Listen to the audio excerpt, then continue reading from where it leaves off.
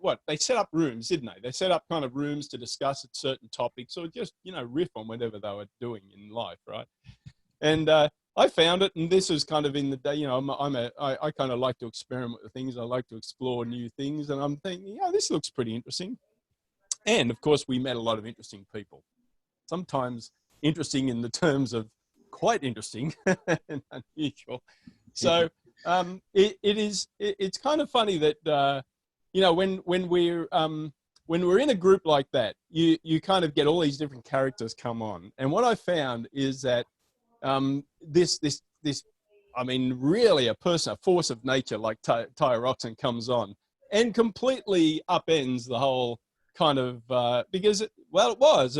I mean, you may not think it, but it was interesting. And so every time I went on there, I was looking for what Tayo was doing, because it was interesting, it was insightful, but it was also very reflective. I mean, Tayo, you're just one of these characters can do this balance of listening really intently, watching, learning, and then turning it into you know, real power and teaching for other people. Right. This is I think your key. Well, so with that at the end now, we've actually, I think we've dropped the live stream, so I'm just going to do this in the background, right? We'll go back again and go live streaming again. Take us live, Brett. Take us live. I know, Take man. us to the world. I mean, we're recording anyway, so you know, yeah. I can take this later and put it up. Give me hosting rights real quick. I'll throw it up somewhere. Yeah. Okay. All right. Yeah, it's so funny because StreamYard usually makes it easier. I was surprised that it was echoing. I don't know what's yeah, I don't know what's going on there. It's co-host. Yes. There you go.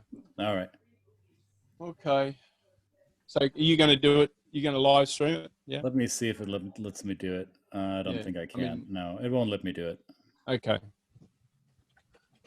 I'm going to do it again here. Do you want to try it with StreamYard again, or what do you want to do? No. It's not working. Because I've tried a couple of times. I've got to work out why it's doing that. Hey, we're staying flexible. Isn't this what we expect our, I don't want to call them students, but the people that we talk to, that we touch, or that we share our messages with? Isn't that at least in my message, it's at the core of what we want ourselves to be and our clients to be, is flexible in various situations, whatever behavior we encounter and whatever situation we're thrown into.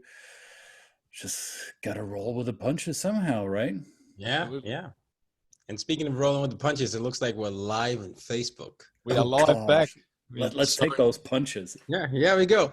Live from Saturday night. No, live from New York. It's Saturday Night Live. I switched. that was uncanny. See, that's what I was referring to before, right? You are this really wonderful, kind of low-key guy, asks really insightful questions, and then a character comes out like that. That's fantastic. That's the beauty of diversity. Speaking of diversity, Tayo Rockson. Yes. Tell us about you, who you are for the people who have been living under a rock in this field for the last couple of years, and maybe perhaps don't know who you are. In a quick snapshot, what is you? What's Tayo? Who is Tayo Rockson? Quick snapshot. I'm a walking contradiction, as you pointed out, but I'm an author, speaker, and consultant, and my focus is on cross-cultural communication, diversity, equity, and inclusion.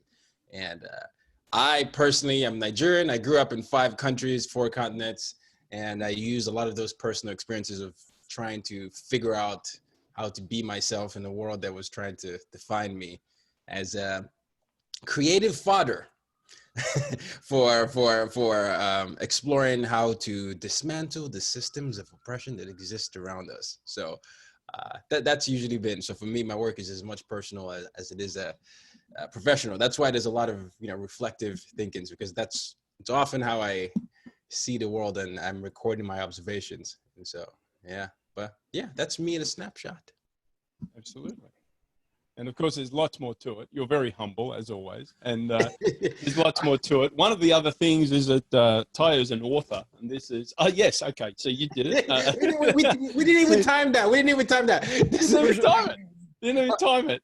I didn't get the memo. Where's the copy that I'm supposed to hold up?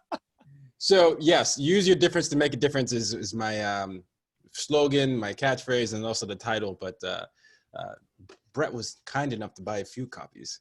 And yeah, it's a book that came out last year on Beyonce's birthday. Sorry, September 4th. Same day. It was Beyonce's birthday first, and it just happened to be September 4th. Yes, that's how the calendar works. Okay, I'm gonna really. Well, I probably won't test you. What's the day of Nelson Mandela's birthday? Ah, yo, don't do this to me. No. I don't. No, I'll make it more personal. What's Fela Kuti's birthday? Okay, you know what? What is, I don't know. What I was gonna say, I don't know. I don't know what Fela Kuti's birthday. Yeah, well, the reason I say that is that one of Tayo's what you would call him your mentor, right? Is Nelson Mandela. Yes, yes. So that's the contradiction, right? We have somebody who looks up to Nelson Mandela and then Beyonce in the same breath. Which is fantastic. You see, the thing is, so for some reason I don't know his birthday, but I remember his death because I remember how painful that was for me. But sure. Yeah, December 5. Yeah. Did you talk to Sean Carter about the coincidence with the dates? Does he know that you're mentioning his wife's birthday with the release date of the book? Just making sure that Sean isn't pissed. Okay. Nah, I think he's got 99 problems, and good. I wasn't one of them. Nice response. But alrighty. Well, looks great. We didn't come on with a plan to talk about anything in particular, and that's kind of what we're designing. I guess Christian and I have talked about this. We just did a little milling program that was about 7 minutes, over 7 days, trying to upend the status quo about how we do these things.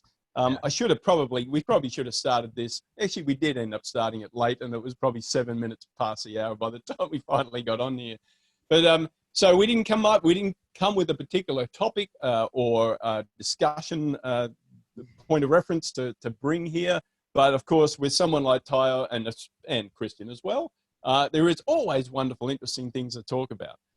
So when it gets to now I want to just kind of take a step back.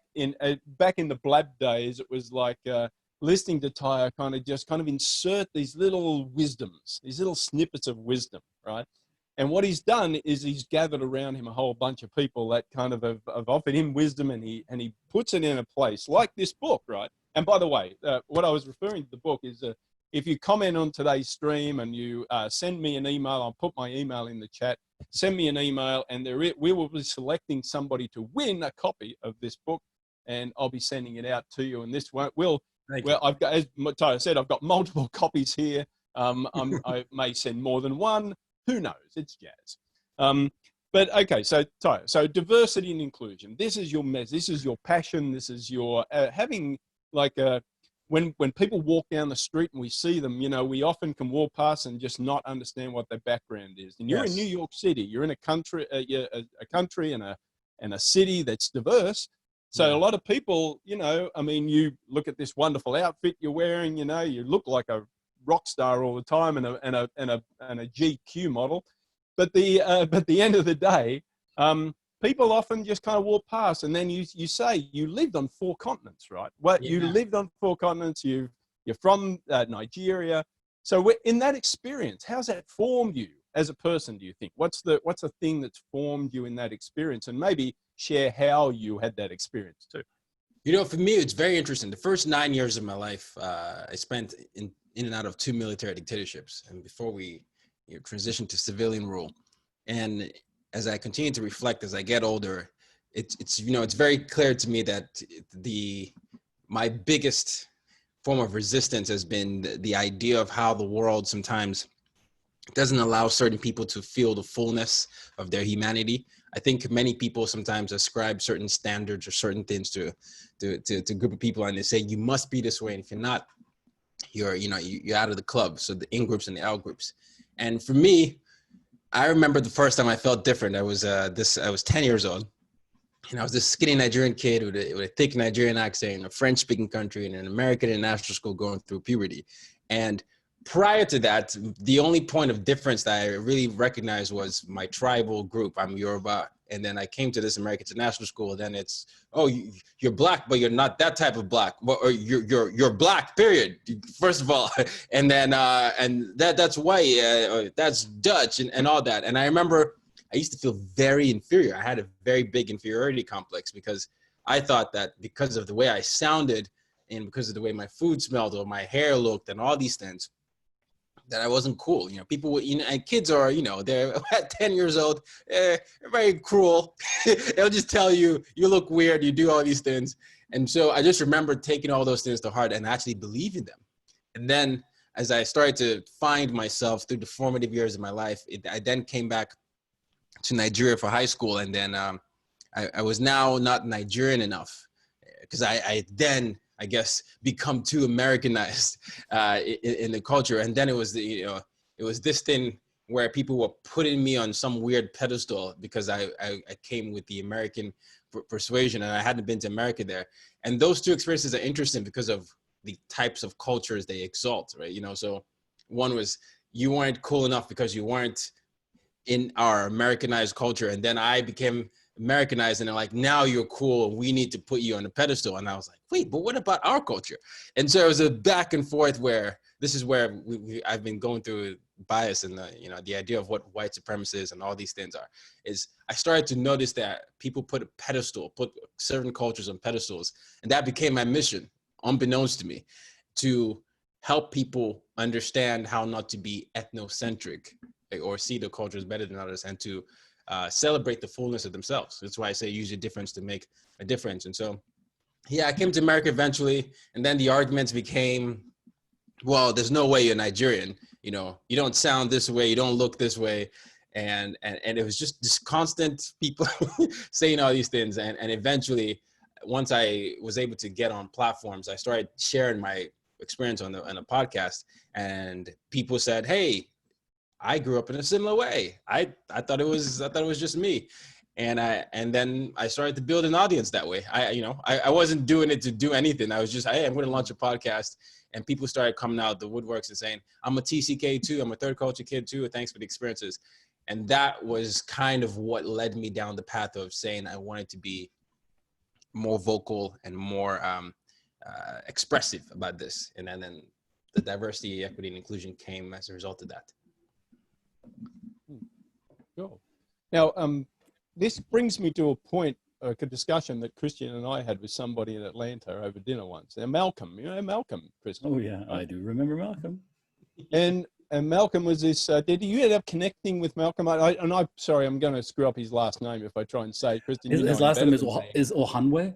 His father is Nigerian, and his mom is German with Palestinian roots, but German.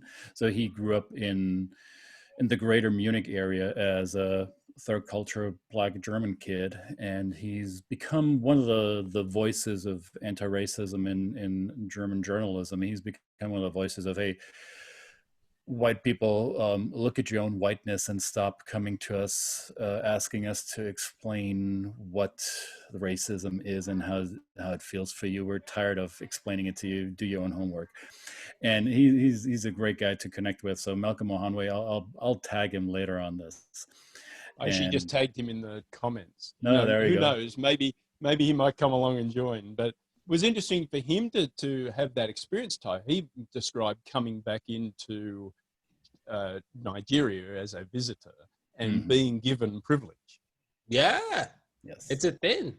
It's amazing, isn't it? The colonization. So when you think about how the colonization and all that is, we tend to ascribe this level of exaltation to certain cultures, British or Europeans, and that goes into even beauty standards. I know, bleaching creams sell a lot, in a lot of West African countries, a lot of South Asian countries, all these things, because we're there's a certain level of beauty ascribed to being lighter. And but it's one of the things that was simultaneously frustrating to me, as well as I guess curious for me to discover, because when you have an identity crisis as a kid, the big thing is trying to figure out who you are. And then when someone is basically, when you're not even sure who you are and someone has told you, no, you are this, it's very confusing because you're like, wait, what? I'm still on that path. And I do think it plays a role into a lot of what's happening now, though. I think that it all the biases that we've grown to have as kids, we don't actually check them. And so we become conditioned. And so when things like this happen. At what point did you complete that journey, or did you complete that journey of finding your identity? Did that stop that identity complex, or whatever you called it earlier? Identity crisis? No. So I don't have an identity crisis anymore, but I think an identity is always an evolving thing. I'm always learning things about myself and unlearning things. Right. And I think that's part of the journey to being an anti-racist. It's a lifelong journey. The things that, I have to unlearn myself, or I'll catch myself saying, or someone will point out to me. But I became very comfortable being myself eventually when I graduated, and I'd had this near-death experience in 2012, August 22. I used to live in Virginia at the time, and I was driving to work with my burgundy Toyota Camry at the time. I don't drive anymore. I'm in New York City, but I was in my burgundy Toyota Camry, and I was cruising on my lane, and I got to the part where the road merged into the highway, and then I accelerated, and at 60 miles an hour, all of a sudden my lane gets cut into half, and I'm losing control because this cars cut my lane into half, and then I smash into left guardrail. Boom, one car, boom, two cars, boom, and I come back, it hit the left guardrail, the car lifts up, and I'm 22 at the time, and I think, this is it. About to die. I'm in a job I hate, in a town I don't want to live in, and the only question that came up to my mind was, have I done everything I said I was going to do? And, as Brett pointed out, the late Nelson Mandela was someone that I was always, inspired by, just because of his ability to, push through what he felt was injustice. And somehow I slammed the brakes and I got out of the car. My car was totaled. Two other cars hit. I wasn't supposed to be alive or even unharmed, but I was unharmed. And then it was just the catalyst enough for me to quit my job and move to New York City and decide to start just writing. And so that was when I think, took back my identity, because I was always afraid of like the visa or all this or all that. But after that, yeah. So I have a hunch, but I'm asking it anyway. Does your identity have anything to do with the name on your passport? Is it a national identity, or is it or is it a tribal identity, being Yoruba, or is it more of a family identity? What parameters would you use to define that? So I think every one of us have multiple identities, and we have intersections. So for me, being Nigerian is a big part of it. Being a Manchester United fan is a big part of it.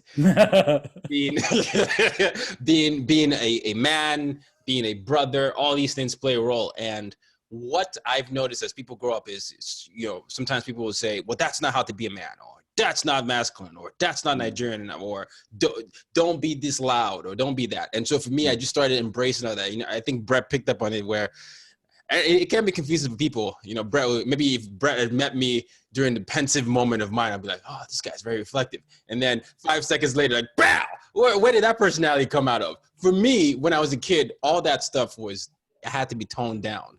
All right, they said, because you're going to call too much attention. Now, Nigeria, collectivist, America, individualist. And I've always vacillated between those two. And so you don't, what I was doing initially growing up as this hyper kid who was curious about the world was often seen as a problem because you needed to be thinking about the we culture. So I have multiple identities, and I think everybody does ultimately, but when people try to force themselves to fit into one box, I think we get into that problem. And then when systems see you as one monolith, then we continue to have that problem. And so I always encourage people to think of identity as a multi-layered intersectional thing.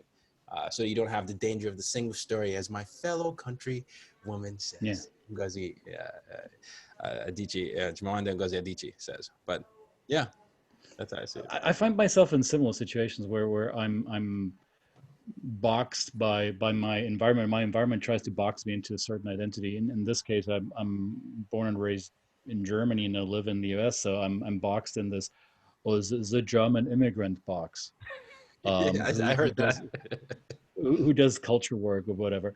So I think all of us have many more layers than just ethnicity, religion, passport, country, sexuality, whatever. It's funny that in order to apparently function in a modern civilization, we need to have labels that are quick and easy and oversimplified in order to move ahead. Apparently that seems to be, up until now, seems to be the default categorization, which is, I think, in my view, is exhausting and tiring, and because it's exhausting to me because it's so incomplete and so inaccurate, and it just leads to misunderstandings left and right. You're spot on. I imagine it's the same with bread as well. I mean, I think, and by the way, it's funny, we're all guilty of it, and we all find moments like a pandemic or a civil rights movement for us to reflect. But I was reflecting on these things with one of my friends yesterday, and I was talking about almost every 5 years, every 5 years or every 10 years, you find out things that we're like, how did we even let that happen? I remember watching movies and people would use the R word for people of different abilities, or people would use the F word for people that are gay, or people, people would say, oh, that's so, a gay to say that that's a bad thing. And then now we're like, what? How could we say that? But in my mind, I don't think any of us thought it was anything then. And then we just put it on TV, and then we start to realize what is happening. And so, and even now, I'm looking at cop shows. I heard Trevor Noah say this, how with cop shows that it's often glamorized. It's violence. Like, the cop will say, it's going to get the suspect. He puts it down. Don't mess me up. I'm not the one to do it. And then that's the hero. But if that's played out in real life, that's often the end of someone's life. But we normalize all these weird things that we should know is bad. And then now on that topic, if you don't mind, I want to place the hook right here, because that to me seems to be a unique definition of what cop power, police power, or masculinity can be, should be, ought to be, at least in the public portrayal. I was raised and I grew up in a country where police were not portrayed as that, and where police are trained in de-escalating situations, and they're actually the peacekeepers and not the forceful sheriff that are not only the executive branch, but also take the right into their own hands to be the judicial branch as well. They're judge and jury with the accuser sometimes, and sometimes even the executioner. Unfortunately. So in the way I grew up, police and masculinity were portrayed differently. And this is something that stood out to me when I first came to the United States. I was a teenager and I didn't understand it at that point. But now in my more mature years, well, at least I'd like to think of myself as mature. I look back at those days and I realize how sometimes toxic that type of masculinity has been and is to this day. I see it play out today with the male friends of my teenage girls. Some of them, not all of them, but some of them, they're still being role modeled, this type of forceful manliness, the conqueror, the dominator, the misogynist sometimes. And I've always been really, really turned off by that. And that is part of my deeply rooted cultural DNA that takes strong offense to that. And it seems to be quite different in the United States. How did you experience that, Tayo, Brett? Yeah, it's the same thing. And for me, I had the mix of the Nigerian version of masculinity as well as the all that. And so a lot of cultures outside of the West, don't, for example, appreciate vulnerability in men. And so I've always been an emotional kid. And so I remember that was part of the things I had to like figure out to dampen. And, it's like stoic, provide for the family and be strong and be dominant. Don't reveal too much about your problems. Otherwise that's perceived as weak. Yeah, So, your parents were diplomats, right? So you had to be putting on a good face, right? Yeah, exactly. And then there was that level, and then I'm the oldest of two boys, and then they said you have to be the oldest. So I was already dealing with that frame of reference. And then I remember I would watch TV shows to see people that I could relate to, and obviously a lot of Hollywood is exported out. So you see what you think of American masculinity, and it's you have the jocks, you have this and you have that, and then the ones that are the nerds are like, no, you can't be like that, that's not cool, or you have to be this, or you have to be muscular, and all these things. And so I remember coming to America with all that, all those pieces of information, and me having that internal crisis, because I felt like I was just always this emotional guy that always cried. I felt I was actually more like my mom emotionally. And I used to always be mad at myself because I wasn't like my dad in terms of just how you roll things off your back. And so when I first came to America, I was coming to terms with being able to express those feelings without thinking less of myself. So I had to start internally. And when I observed masculinity outside, people would always tell me, you're strange.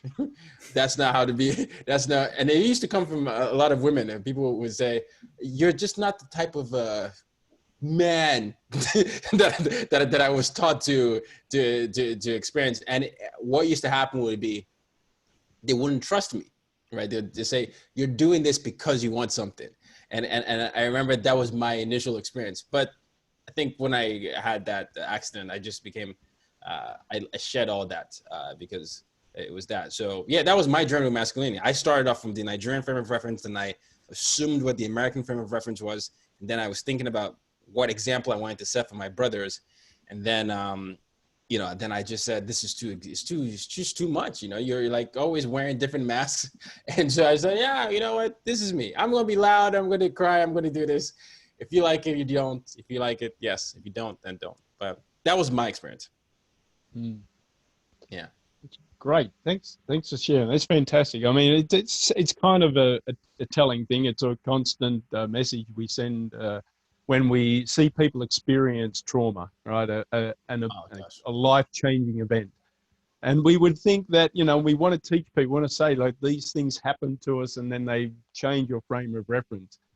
But until it happens to you, you don't actually take action on it. We don't really. And, no, we don't. And that's what's kind of happening at the moment with this pandemic. There's certain cultural frameworks, national cultural frameworks, and that are influencing the response. And some of that is like they're not learning from the past experiences of what's going on in the past. So that's another. I think that's a big discussion. Not a bigger than this, but a big discussion in and of itself. Yeah. No, and as somebody, I think you brought up, and I want to just refer people back to Tayo's page, and you did this interview, and I forget his last name, Ken Shelton. Ken Shelton. I just could not stop watching it. It was amazing. I mean, thank you. You both of you just were fantastic, and he just brought up all these. I mean, it was impossible. It was like drinking from a fire. He was just downloading information. He was just putting So as I said, I think I commented, I've got to actually, people like to listen to podcasts on fast. I had to slow this one down because I need to go back and watch it. But there were all these wonderful kind of frames and terminology that, but that's great. We do this work. I mean, we're passionate about this work. What's frustrating is that I've got people reaching out to me and saying, well, my father or my best friend or my brother or sister has these very, very myopic views. How do I open up these discussions with them? Yeah. And make them you pointed out something on that about you. I think you just, it was a throwaway line, or maybe something you're thinking about, a privilege journal. Was it? Is that A bias journal? I said everybody should have a bias journal? Yeah, Bias journal. Yeah, that's what I've been hoping people do, though. Yeah, it isn't a wonderful idea. I mean, and it is maybe to and I kind of just started one. I thought, okay, that's interesting, because I've never had a life-changing, impactful event like that in my life. So I come to it with a whole bunch of biases and privileges, right? That's why I maybe threw privilege in there.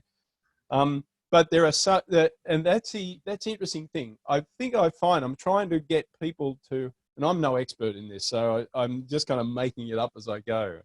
But with people that obviously you feel you love them, they're people that are in your life and you love them. And you want them to kind of experience, like I call it freedom. For me, this is freedom. The learning off people like both of you guys, right? And all the people that we work with in this field has given me this wonderful freedom to be able to think openly and have these wonderful connections. And I really feel, I don't want to say, I feel so sad for these people. I mean, that's kind of a silly way to look at it, but I do kind of feel that it's sad that they can't experience it. Yeah. So I'm always looking for tools to maybe offer them and say, maybe sit back and have a reflection. Yes, there are certain things in your life where you might feel like you're underprivileged, right? And somebody says to you, oh, you're so privileged. So then they go, it's like Ken said, they go into this kind of reaction mode to say, it's all about, I worked hard for my stuff. Yeah. Right? And not to think about that's kind of like, again, a lot of that is a masculinity. I worked hard for my thing. I've looked after my family. I'm not privileged. Yeah. Yeah. We say, shut the hell up. Like, but sometimes I do want to say it like that. I get very emotional about this stuff, talking about emotions. But it is frustrating that you in the heat of battle of just doing everyday business with people and everyday interactions, it's hard to stop. Trust me. And say, hang on, we're not talking about, we understand you worked hard. We understand that. And maybe you had a menial job and you feel that you're underprivileged because of it. Yeah. Yeah. But that's a whole, so, I mean, in the book, I just want to kind of bring in the book. There's exercises in the book. This is a great book. And there's exercises. Bias journal, page 22. Okay, it's in there. Yeah. So, but there's other exercises in the book. So these are kind of resources. This is what I'm trying to bring to the table here, is the important resources, is that this is just not a bland kind of, typical, just, this is how you do it, by the way. You're actually inviting people and giving them the power to do it themselves. Right? May I add something? I want to get two of your opinions on this. So I feel this is something, I know I'm a young pup, but this is something that I feel like I've noticed. We are not. You just call us old. No, you are not. That's not. I was more self-deprecating. I was trying to say that. You know what? I'm just gonna continue with what I was gonna say. You're amazing experts. What I was trying to say was, I find that we're not a culture of critical thinking and reflective thoughts. We have this need to be perfect and to be right. And so many times who's we, when you say we?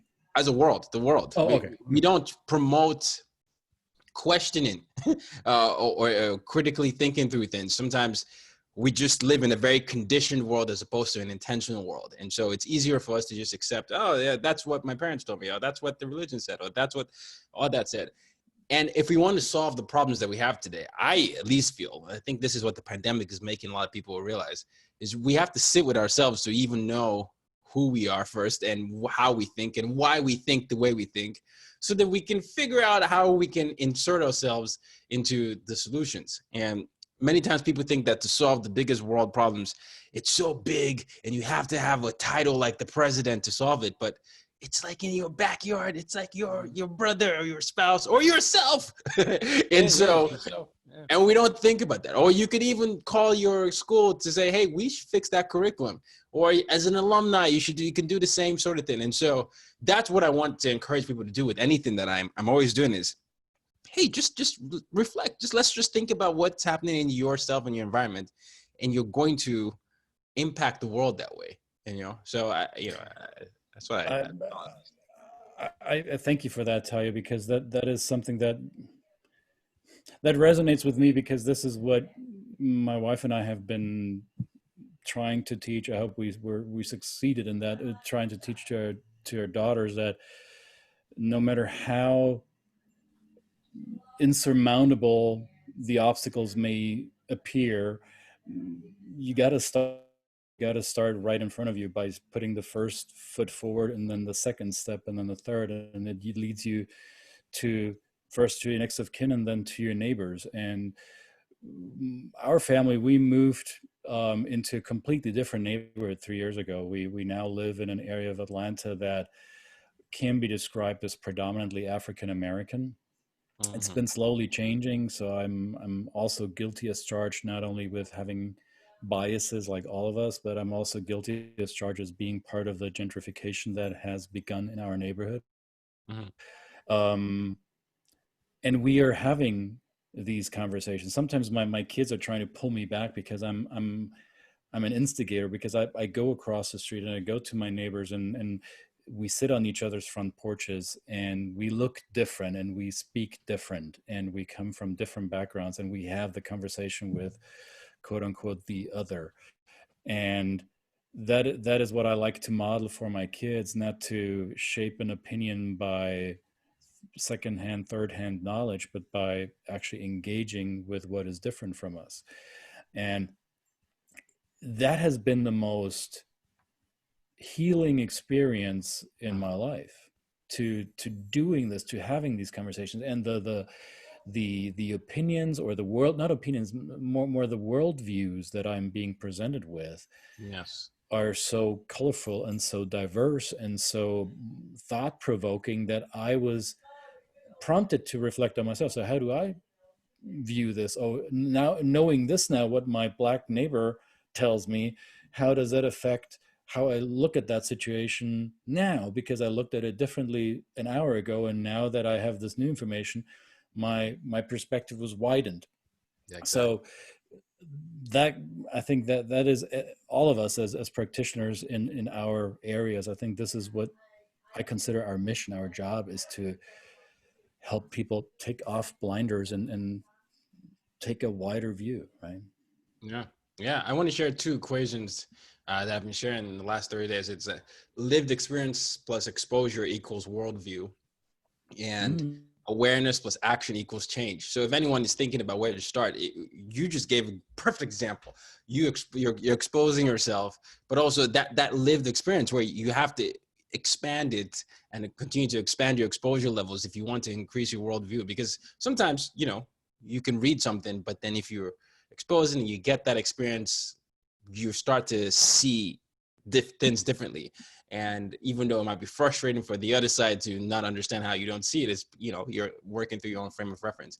And then awareness plus action is change. Many people right now are very uncomfortable, whether because they feel like they're complicit, or they feel like this is too much race talk, one of those. And what's happening is a lot of people are becoming aware. A lot of people are listening for the first time. And it's very important for people to pair this awareness up with action. And that's how we have to push through that discomfort to actually experience sustainable change. And so, yeah, I love that you brought that example, but I want people to always think about that. Lived experience plus exposure equals worldview. Awareness plus action equals change. It's not enough to just know, you have to do, especially right now. And we all have different types of privileges, and you can be simultaneously privileged as well as marginalized. But depending on what your privilege you can provide access for a certain group. So thinking about that. So, yeah. Although I want to just touch on that. It's because somebody brought up this the other day, in a business sense, because we're working with corporate people. somebody said, well, we need to open the door for people and invite them in. And then somebody pushed back and challenged that and said, well, that assumes we've got the power and ownership to open that door. always from that perspective. And there's that, and then you kind of think, yeah, that's right. So who are we to say we're the ones that, oh, we're graciously opening the door for people of color, or graciously opening the door for people from that are in the LGBTQ community? We're graciously opening the door for younger people. I mean, so that really kind of shook me. I thought, yeah, I mean, how many times have I said that? Is that it's about, you know, in organizations that I'm leading, or businesses that I'm leading, and say, you know, well, we need to be an open book. No, these people should have some inherent right to have the ownership of what I have already, without me giving them permission. Yeah, that was impactful for me. That only happened the other day. I thought that was just a that's a kind of a low. And then also the other example of something happening the other day was somebody who's close to me who literally said, "Oh, now I see what you've been saying." Perspective. And resisting the, you know, to say, well, you know, and I still did it because I'm just ignorant, and I just did it, and I kind of went into, I told you so, you know. But it was because finally the policies or the effect of something that's happening is now affecting them directly. Yes. And threatening them, not just affecting them, but threatening them, right? Yeah. Threatening livelihood, threatening, you know, not existential existence, but basically threatening, you know, what the status quo is, and it's affecting them personally. And now all of a sudden they say, you know, the message before was, well, I'm just worried about me. I'm just worried about us. And I care about people, but, you know, I'm just worried about me. If I'm a good person, then I'm okay. And then something happens, and then they call and and it's like, oh, now I see what you've been saying. Because I've been saying, yes, now it doesn't affect you, but it affects a whole bunch of other people. Now, you may not care about, or, you know, I'm sure that person cares about these other people, but you may not care about the situation and the effect it's having on them, but what if it was happening to you? And now it's happening. And it's like that realization. And again, I did make the mistake of saying, I don't know, and I shouldn't have done that. You know, but it already happened, so you can't turn back the time. And right. I think the three of us have somewhat of a privilege on this topic. And I'm using the word carefully here, privilege, but none of us are born in the US. So we are outsiders looking into the dynamics, the social dynamics and dysfunction of this country. Not to say that all the other countries around the globe don't have their social dysfunctions. Trust me, they do. But we're talking in the US right now about dysfunction going on in the US. And I mentioned before, I'm German, so I come from a country with a very special dysfunction and a very unique history. And one of my mentors, who is Jewish, told me that I should see it as an obligation, being German, to speak out whenever I see injustice or whenever I see inequality. And I resisted that for a long time because I thought, this is not my right. I don't have the right. This is not my place to. I can't point fingers because my grandmother always said, if you point with fingers, there's 3 fingers pointing back at you. I shouldn't be the accuser. I shouldn't say j'accuse. And something in me changed in the last couple of years because I cannot be silent anymore. I just can't. And I've been often accused or people were frowning upon it when I chose to talk about injustice, mainly skin color injustice. I'm deliberately not saying racial injustice. I'm saying skin color injustice in this country and in other countries. It is, if we only speak up when it affects us personally, then we failed our fellow human beings. I agree. That's my deeply rooted belief. I think it was Elie Wiesel, a Holocaust survivor, Auschwitz survivor. I think he also survived Birkenau. He was in 2 extermination camps. And he says, silence only helps the oppressor. So see something, speak up. Take a stand. Be an ally. Speak up even if it doesn't affect you. Because if you only speak up if it affects you, but you see your neighbor being affected, then you're a coward. I'm sorry. I'm sorry. You don't have to apologize. I said something a couple of weeks ago. I said, just because you're not a bad person doesn't mean you don't play a role in a bad system. Right. That's the thing. Individuals versus the system, and if you're too comfortable, then you're detaching yourself from the reality. Because you're right. I don't have anything to add to what you said. It's just there's so much each of us can do, and we are I'm guilty of this. We all a lot of times we're guilty of saying, that's that person's job. That's why I voted. That's why I did this. I can just go back to my day, and then something big happens, and we're like, the healthcare system is so bad. Oh wow, we didn't realize this about the government and all that, but it's always been there. We just didn't see it or choose to see it, depending on what's happening. So until it affects you. I mean, I've had the privilege of being, in all kinds of different kind of walks of life, music and business and work, and so and even the people I grew up with, in my own hometown, right?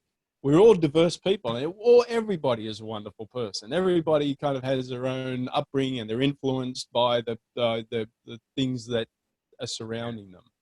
And so, there is that difference. I kind of, I don't want to tell people, I've seen the light. I've been accused of that. Like Christian says, so now all of a sudden you're an expert and you think you can tell us what to do? No, I'm just, I want to offer people the chance to learn what I'm learning. We're trying to, these are platforms that are restricted by, certain algorithms and things like that. They're limited in our outreach, but we can just keep doing it. And I'm hoping that, a few of those people I'm just bringing, people around me and hope to kind of engage with people to have discussions and let them hear from people when they're different experiences. And someone might just go, maybe I really need to think about this again, because, like that old trope about, well, I'm not racist because I've got black friends, right? And then somebody said, proximity is no guarantee against racism, right? You can be just as blind to your own prejudices and biases, even though you're in the field of that. So, you mean to say that I don't have COVID-19, so I don't have to wear a mask? That's the same principle, right? Pretty much. Sorry, I'm getting off the reservation here. I want to give a few shout outs to people watching this live on Facebook. So there's a few people, actually quite a few people commenting. And there's one comment by Karen Fouts that I do want to pick up on. And I want to throw this out to all of you. She asks, how do you open these discussions when so many are only listening to respond rather than understand? So any thoughts around that? That's always, obviously that's part of what I was saying, we're a culture of not understanding that. But, depending on the power dynamic, I think the things can change. What happened with the murder of George Floyd, I think, opened up enough of a discussion for people to at least understand that there's a problem. So if you're a CEO in your all hands meeting, you're recognizing that, okay, let's listen to our Black employees and Black folks and creating that safe space. And so that's an example of using the power dynamic and the privilege to create that safe space. And then once you have the thoughts being expressed, you then say, you ask any thoughts on what you heard. And I think what we can do to bolster conversation is to establish certain parameters before we have them and say, hey, we're going to have this dialogue about this. Some of you are going to be uncomfortable. Some of you are going to have different opinions. Please resist the urge to do this. But in order for us to move forward, I want everybody to be able to fully express their opinions. And after that, we'll pass the mic around for everybody to do that. And I think that's the best way to do that, because in the situations I've seen, many people I've approached this like a zero-sum game. Like, if you say this, you're taking my culture away, or you're taking my culture away. So if you just establish that parameter and say, this is what's happening today, multiple emotions are being felt. Some of you will agree, some of you won't agree, But what we're not going to do is interrupt or anything. And what we're going to do is make sure that we hear the voices we need to hear. And after that, we'll pass that. And it involves a lot of that type of conversation and facilitation. It's like a mix of both. But that's what I found helpful.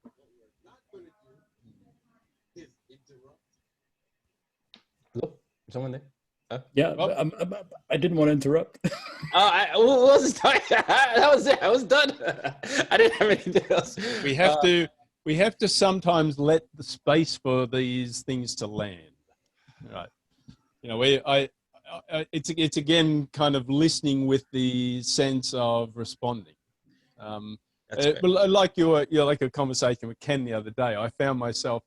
Unfortunately, I saw you go live and I'm listening to it, but I'm also engaging with my daughter who's kind of, sitting at the side and that kind of stuff. But it was interesting to, it's just my brain. I couldn't absorb the information enough. We're just leaving space. So, yeah.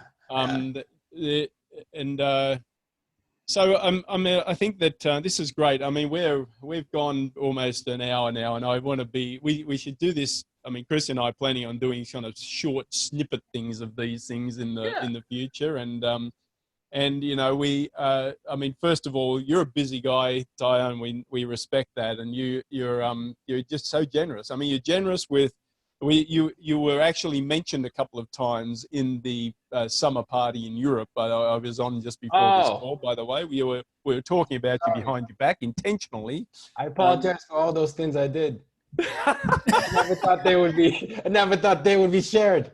I was defending you. I was defending you. It was just, I had a few, it was just the day. It's the time. That's probably why I didn't attend that party, because I don't know if I could have been in a position to defend you.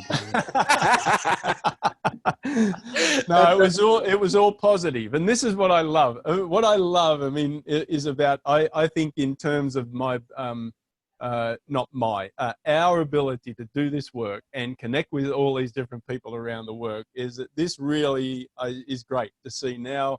You connected on a global, I mean, you've done it yourself. You've built your own global brand. But that's why, I mean, anybody on that's listening to this, watching this, reach out to Tayo, he's, and we'll follow and listen to what he says, and listen to it and let it sit, let it formulate in your brain, right? Because that's what I've done. I mean, and you say, oh, I'm a young pup and all that kind of stuff. Do not underestimate how much you're teaching people like me. Thank you. It is powerful, dude. It is. And so I want to tell people that are like me or older, right? My friend Christian here goes, what do you call it? The pale, male, frail. What? I call it pale, male, and stale. That's what pale, male, stale, frail, right? I have to pass this back because I've watched you two at different capacities do what you do. And, I've taken things from both of you, and it's always a pleasure to learn from afar, because you obviously, you have your own, your styles, your uniqueness, but the dedication you two have, especially to pairing technology with cross-cultural communication and intercultural work. I think it's stellar, because I don't see a lot of our colleagues doing this, but it's every time there's a new technology. I know Brett and Kirsten, they're gonna be on top of it. It's usually Brett lassos me and I said, try this, I need a guinea pig to try this with. But that's the thing. The fact that you two show up, I think it's been just very inspirational to see, because many people are not, as eager to be the first, experiencers of all these things. So thank you for. Well, we like to do it whether it works or not. Like we just experienced today. That is the thing, and it's. I want to speak to that, because that's a whole other conversation. I want to kind of preempt another conversation about digital divide, because you mentioned it even a little bit with Ken the other day about the digital divide and the access to technology and how that influences how we see or how people can give access. That's why I'm a little, as you say, a lot of people in our field that do this work have, certainly developed wonderful abilities to teach and deliver their knowledge through a certain set of parameters. technology is just such an open book, right? I call technology as possibility. I'm a big Ben Zander fan, so I'd say he calls he says my only job is to inspire possibility in others. Yeah. And I figure that's what we can do here is but like you say, just the basic use of the technology and learning it, and finding that it's actually not as scary as you think it is, and you can really and also just getting back to the message. Some people say, well, if you're saying it, why would I say it too? Oh yeah. Right. Right. Why? Yeah. If you're doing it, then I don't need to do it.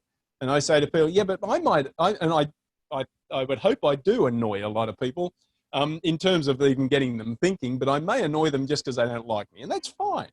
Yeah. So everybody should do it because it's their voice, and they will have an audience that will resonate with them. Exactly.